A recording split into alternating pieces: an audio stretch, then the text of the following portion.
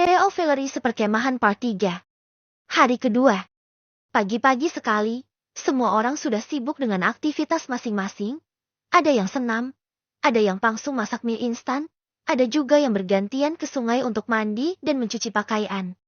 Sementara aku hanya duduk termenung di belakang tendaku. Mataku menatap jauh ke arah rindangnya hutan di bawah bukit perkemahan. Aku tak tahu apa yang aku rasakan. Tapi aku sungguh tak bergairah untuk melakukan hal-hal yang teman-temanku sedang lakukan. Kejadian semalam masih membekas di benakku. Aku sangat merasa berdosa, terutama pada suamiku, karena secara tak langsung aku telah mengkhianati dirinya. Aku melihat layar ponselku, berharap jika matahari telah terbit akan mendapatkan jaringan. Aku ingin menghubungi Om Jason. Aku merindukannya. Dia juga pasti menghubungiku terus. Aku tak mau membuatnya khawatir karena aku tak bisa dihubungi. Tapi, sinyal benar-benar tak ada. Hutan ini benar-benar di luar jangkauan. Aku semakin kesal saja rasanya. Sah, kamu ngapain di sini? Masak mie yuk. Zulaiha mengajakku. Nanti aja Zul, aku belum lapar. Jawabku yang memang tak merasa lapar sama sekali. Sah, nanti siang kita akan masuk ke hutan loh buat jelajah. Kita harus makan sekarang. Terus mandi, nanti gak akan keburu. Zulaiha memberitahuku. Aku menoleh. Jelajah hutan? Tanyaku. Iya, pasti seru. Zulaiha sangat antusias. Kok aku gak tahu? Tanyaku. Aku memang tak tahu apapun tentang rencana jelajah hutan. Tadi kan udah diumumin, kamunya aja yang ngelamun di sini. Mana bisa dengar? Zulaiha memutar bola mata malas. Oh gitu, maaf ya. Hehehe. Aku menggaruk leher yang tak gatal karena malu. Ya udah, ayo kita masak mie dulu, nanti kita mandi. Keburu bagian anak cowok mandinya. Zulaiha sedikit berbisik. Aku pun bangkit, dan ikut Zulaiha berkumpul dengan yang lain yang masih memasak mie instan. Aku mengambil satu bungkus mie instan cup dalam ranselku, lalu menyeduhnya. Sambil menunggu, aku kembali mengecek ponselku, masih berharap sama. Sinyal. Tapi tetap tak ada. Aku mendengus kesal. Kenapa susah sekali sinyal di sini? Sah, lihat deh. Rio keren banget. Imelda menyikut tanganku ketika melihat Rio yang hanya mengenakan celana panjang tanpa baju atas sana bersama anak lelaki lainnya. Mereka tampaknya bersiap untuk mandi ke sungai. Aku melirik, melihat Rio yang memang tubuhnya atletis itu. Kulitnya sawo matang. Dia sedang asyik mengobrol bersama yang lain. Ketika aku menatapnya dari jauh, dia menoleh padaku dan tersenyum manis. Dia melambaikan tangannya padaku. Tapi aku tak membalas apapun darinya. Baik itu senyumannya atau lambaian tangannya. Entahlah. Aku masih belum bisa terima dengan kejadian semalam. Aku sangat kecewa pada Rio. Dengan cepat, aku memalingkan muka, mengambil mie yang setengah matang dan melahapnya, untuk menghindari tatapan Rio padaku. Setelah memakan mie instan, aku dan Imelda, juga beberapa teman perempuan lain turun ke sungai, ditemani oleh Bu Zahara untuk memastikan kami aman tanpa gangguan anak-anak lelaki. Sebelum anak-anak lelaki turun, Bu Zahara meminta anak perempuan duluan, dan meminta mereka untuk menunggu di dekat tenda agar tak mengintip. Sesampainya di sungai, aku, Zulaiha dan Imelda mencari tempat yang aman. Kami menemukan sebuah batu besar yang cukup untuk menutupi tubuh kami bertiga agar tak diintip. Kami mulai membuka baju dan mencucinya. Setelah itu kami mandi berendam di air yang dingin itu sambil bermain air. Yang lain pun melakukan hal yang sama. Mereka juga sibuk mandi dan bermain air. Ada juga yang masih mencuci. Sekitar 25 menit kami berada di air. Bu Zahara meminta kami untuk segera berpakaian, lalu naik ke permukaan. Karena sebentar lagi kami akan pergi memasuki hutan untuk berjelajah. Kami pun mengenakan pakaian kami dengan lengkap, lalu naik ke permukaan. Bu Zahara berjalan di belakang kami semua, mengawasi kami naik ke atas bukit perkemahan, dan memastikan tak ada murid yang hilang. Sesampainya di perkemahan, kami menjemur pakaian kami di sebuah jemuran yang terbuat dari bambu, yang memang telah disediakan sebelumnya oleh Pak Rendra. Setelah selesai, kami masuk ke dalam tenda untuk berdandan. Bukan anak perempuan namanya jika tak berdandan. Bahkan di hutan pun masih sempat-sempatnya bersolek. Aku menyisir rambut sebahuku, mengenakan krim pelembab dan lip gloss aroma stroberi kesukaanku.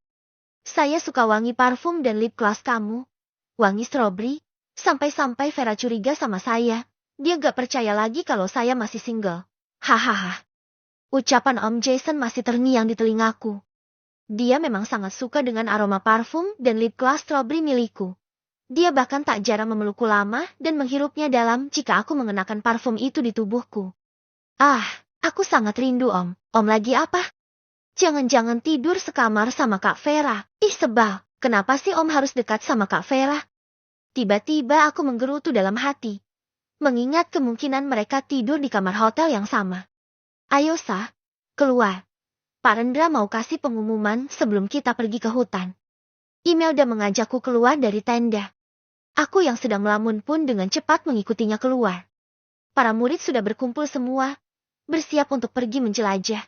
Membawa ransel masing-masing yang hanya diisi dengan camilan dan minuman, berjaga-jaga jika kami haus atau ingin mengemil di hutan. Pak Rendra dan 2 guru pendamping berdiri di hadapan kami. Anak-anak, hari ini kita akan melakukan aktivitas jelajah. Kita akan menjelajahi hutan untuk mencari pengalaman baru yang memungkinkan kalian untuk mengenal lebih banyak tentang alam liar. Kita akan berjalan beriringan memasuki hutan dengan susunan anak perempuan lebih dulu. Dipimpin oleh saya tentunya. Anak laki-laki akan menyusul dari belakang dengan diawasi Bu Jovanka dan Bu Zaharan dari belakang. Kalian boleh membawa camilan dan minuman. Karena perjalanan akan cukup jauh, untuk berjaga-jaga jika kalian haus dan lapar. Kita akan berjalan selama kurang lebih 3 jam pulang pergi. Itu artinya, 1,5 jam pergi, dan 1,5 jam kembali. Bapak harap kalian bisa kuat. Bagaimana? Kalian siap? Pak Rendra menjelaskan dengan semangat membara. Siap, Pak. Jawab kami serempak. Kami juga sangat bersemangat. Kapan lagi kami bisa menyusuri alam liar jika bukan sekarang?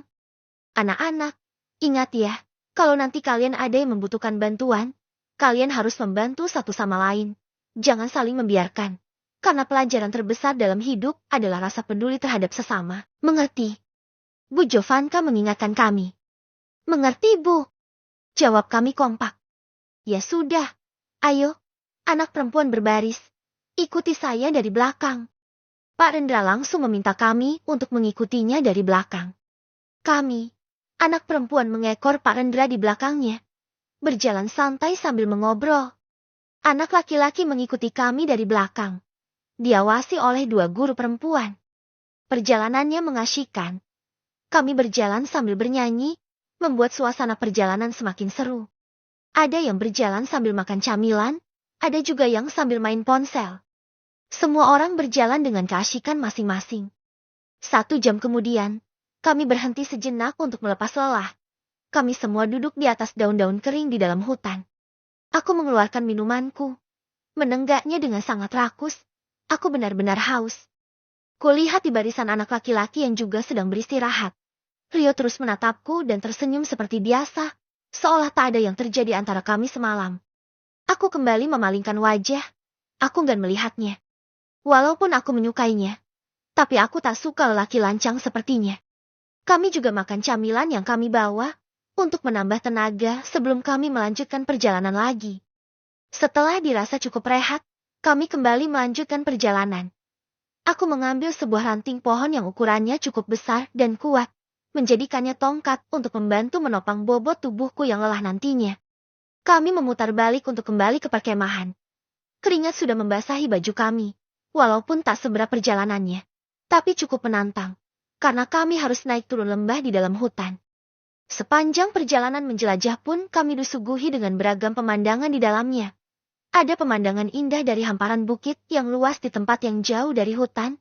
Ada juga pemandangan seram ketika kami harus melewati hutan yang sedikit gelap karena tak begitu tersorot sinar mentari. Kami terus berjalan untuk pulang ke perkemahan dengan formasi sama.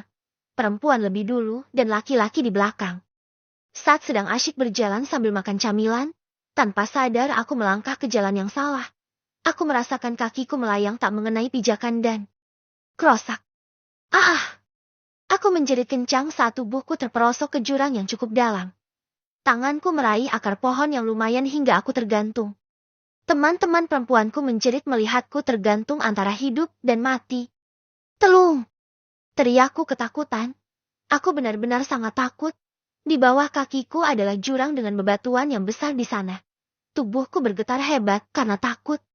Larissa, jerit Imelda dan Zulaiha sambil menangis. Pak Rendra dengan cepat berusaha membantuku. Dia berusaha meraih tanganku dari akar pohon raksasa itu. Tapi, jarak antara akar pohon dengan teman-teman juga guru-guru cukup jauh. Sehingga Pak Rendra tak bisa meraih tanganku. Sah, ayo raih tangan saya. Pak Rendra memintaku untuk meraih tangannya.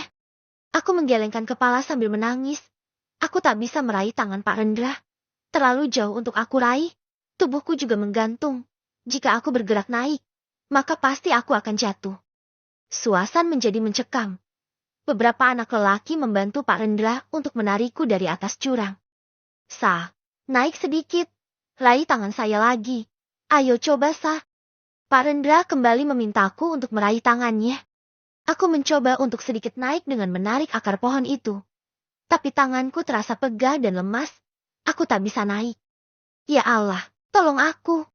Dalam keadaan menghadapi maut aku berdoa. Meminta pertolongan darinya dengan lelehan air mata di pipiku. Larissa, ayo berusaha Sah, kamu pasti bisa. Teman-teman lainnya menyemangatiku untuk naik. Wajah-wajah khawatir itu nampak jelas di mataku. Sah, pelan-pelan. Coba tarik lagi akar pohonnya dan kamu naik perlahan ya. Tenang Sah, jangan gugup. Kamu pasti bisa. Pak Rendra menyemangatiku. Ayo Sah, kamu bisa Sah. Semua orang menyemangatiku. Mereka terlihat cemas, hingga beberapa teman perempuanku menitikan air mata melihatku berjuang antara hidup dan mati. Perlahan aku kembali menarik akar pohon itu. Aku mengangkat tubuhku agar bisa naik. Tapi, kerosak. Akar yang aku pegang malah mengendur. Akarnya sudah sedikit rapuh, hingga ketika ditarik malah semakin berbahaya untukku. Ah! Mereka menjerit ngeri ketika melihat tubuhku semakin bertambah turun seiring dengan mengendurnya akar pohon. Ya Allah, tolong aku, biarkan aku selamat dan pulang. Pintaku dalam doa. Aku terus terisak, tak tahu harus berbuat apa. Tubuhku menggantung semakin jauh dari Pak Rendra dan yang lain. Sedangkan tanganku sudah sangat pegal. Aku takkan mampu lagi berpegangan jika tanganku lepas begitu saja. Apakah ini akhir dari hidupku? Apakah aku juga akan menyusul bapak dan ibu? Batinku lirih. Aku sudah putus asa. Aku tak bisa melakukan apapun. Sementara di atas sana, Pak Rendra dan anak laki-laki berusaha melakukan segala cara untuk menyelamatkan aku. Aku tak bisa melihat apa yang mereka lakukan. Tapi aku yakin mereka sedang membuat sebuah tali. Ayo cepat. Cari lebih banyak lagi. Titah Pak Rendra, yang sejak tadi tak beristirahat sama sekali. Dia terdengar sangat sibuk demi menyelamatkan aku. Ayo anak perempuan juga bantu cari akar pohon seperti ini. Lebih banyak lebih kuat. Terdengar Pak Rendra memerintahkan anak perempuan juga. Aku sudah lemas. Tanganku tak sanggup lagi menahan pegangan pada akar pohon. Aku sudah hampir menemui titik lelahku setelah hampir 30 menit tergantung. Kurasakan kepalaku berat. Mataku berkunang-kunang. Aku tak tahu aku kenapa. Sah, raih talinya cepat. Kami akan menarik kamu. Terdengar Pak Rendra memintaku meraih tali. Aku mendongak. Kulihat sekeliling seolah berputar. Sah, cepat raih talinya. Pak Rendra kembali memerintah dengan suara lantang. Tapi aku tak bisa melihat dengan jelas. Pandanganku kabur. Lebih ke bawah lagi talinya. Supaya Larissa bisa memegangnya. Dia sepertinya hampir pingsan.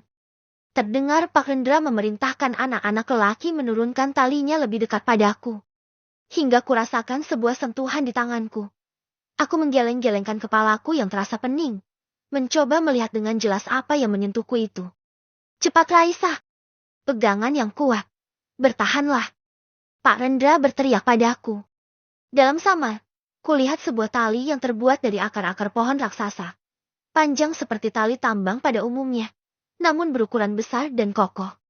Aku meraihnya, memegangnya erat dan beralih menggantung di tali buatan Pak Rendra dan teman-teman. Ayo tarik sama-sama. Pak Rendra meminta semua orang menarik talinya untuk menarik tubuhku. Perlahan tapi pasti, talinya sedikit demi sedikit bergerak. Kurasakan tubuhku juga sedikit naik perlahan. Bismillah, ya Allah, selamatkan aku. Biarkan aku bertemu dengan suamiku lagi, Om Jason. Aku rindu. Kata demi kata terucap dalam hatiku. Lelehan air mata masih membasahi pipiku. Tubuhku terus naik seiring dengan bertambah kuatnya tarikan dari atas. Sedikit lagi. Lebih cepat. Titah Pak Rendra lantang. Tali semakin kencang bergerak naik dan mengangkat tubuhku. Sementara mataku sudah tak dapat melihat dengan jelas. Tapi kesadaranku masih ada. Aku masih bisa berpegangan pada tali dengan kuat. Gap!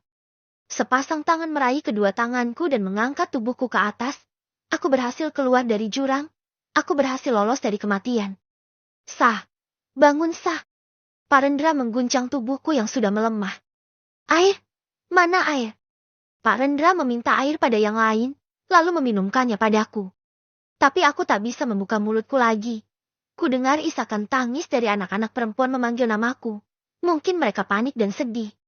Kurasakan Pak Rendra memangku tubuhku, membawanya ke tempat perkemahan yang masih jauh untuk ditempuh. Setelahnya, aku tak tahu apa yang terjadi. Pandanganku